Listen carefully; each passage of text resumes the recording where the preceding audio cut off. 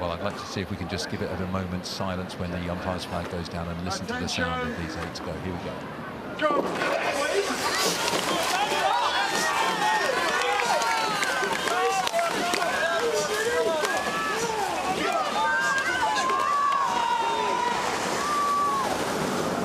So 2 trains out of the station, 10 strokes in, and they're up to full speed. What a wonderful cacophony of noise there from both crews. The cocks will come in at whenever point is dictated by either the coach or the crew. As I said the other day, I used to like having a little bit of silence because you can't ultimately change your start routine. You should be given 100%. As you can see here, Oxford Brookes have taken an early, maybe a third of a boat length lead as they come out of the island. Yeah, you're absolutely right. Both went off really well. Brookes had a slight edge out of the island, but Washington now at full length, I think. And these boats have got quite a nice punchy style to them. They've got to go pretty fast in an 8. You've come down this track to win the Grand in an 8, and you know you're revving really high here, aren't you? Yeah, the 8 is like the 100 meters of the athletics world. It is a sprint. It's still 6 minutes long. It's still 5 minutes, so it's still a very long time in comparison. But it is a sprint event. You try and find your highest possible speed, and then settle just a little bit below that. If you don't find that high speed in the first 250 meters, sorry, it takes a lot of effort to try and regain that. So coaches would often talk about pitching in high and pitching in right. So there's everything to play for in this race. Both these crews desperate to be in the final and the chance to win through in the Temple Challenge Cup, and they are absolutely neck and neck, and they really don't want to let off at this stage. So the question is, how long do you keep spinning up at this high rate? How long can you afford that? Will you pay for it later when you need it in the leg? So Brookes maybe have stolen a seat or two in the last 20-30 seconds, so they're going hard and they're going fast in the Brookes crew nearest the camera on the left of our picture now as we look back to the start. It's a wonderful shot here, as you can see, like you said earlier, the umpires launch bang in the middle of the course with the coxes either side. Coxes will not be using the orange pimps that you can see. They'll actually be using the booms and their eye line. Obviously it's blocked by rowers, but the coxes will play a huge part in this race. They have to motivate their crew, they have to steer, but they also have to be quite tactical. They'll have a race plan that they would have been set out by the coaches, but they have to adapt on the fly if needed. Yeah, so looking down back to the start line, you can see exactly that. Temple Island looking beautiful over the channel that's been cut out nearly 100 years ago to make this dead straight course at Henley, 2,112 meters. And here I think this is a great race developing here. Looks like Brookes have moved out, and this is a critical moment, isn't it, Mo? Because Brookes are trying to break contact. Washington really need to keep that overlap.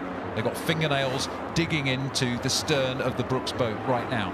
Washington really need to dig deep. Once they let go and Oxford Brookes get that clear water, it'll be very hard for a big boat like the 8 to regain that. We saw that earlier in the singles, women's single sculls, where you can make that boat speed change and cross through a leading crew, but it's incredibly hard. Once you're in this position in an 8's race, it can be really difficult to come back. Well, and they are absolutely attacking now, aren't they? Washington putting in a push here, really critical phase of the race as they come up to the 3/4 mile signal. They are absolutely at the halfway mark, just 9 meters after that Foley stand we just passed there.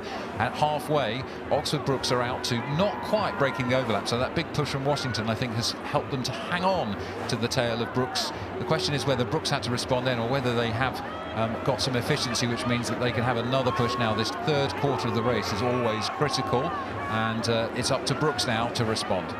It really is, and Tom Bryce in the cock seat of the Brookes boat, 19 years of age, is showing great maturity here, staying calm. He looks like he's drilling the crew as they've moved out to a little bit of clear water.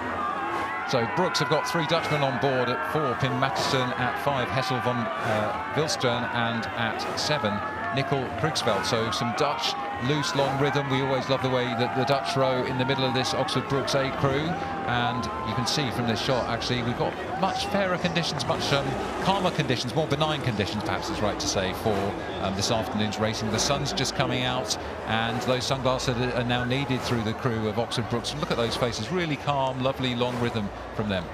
And the beauty of this is, if them being in an 8, these conditions will be nice for them. They'll be quite slightly stiff on the back, so they'll feel like they've got some resistance to work against. As you can see here, the Washington crew are working incredibly hard to try and stay in this race. They've got to stay long, they've got to stay loose, but they've also running out of track for them to make a move.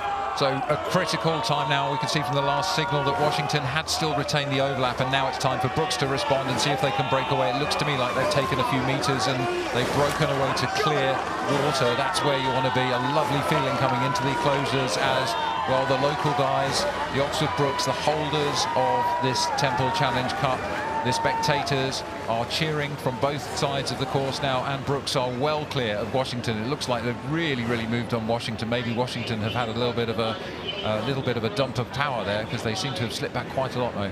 Yeah, Oxford Brookes have done a really classy move there. Tom Bryce has moved them slightly into the middle.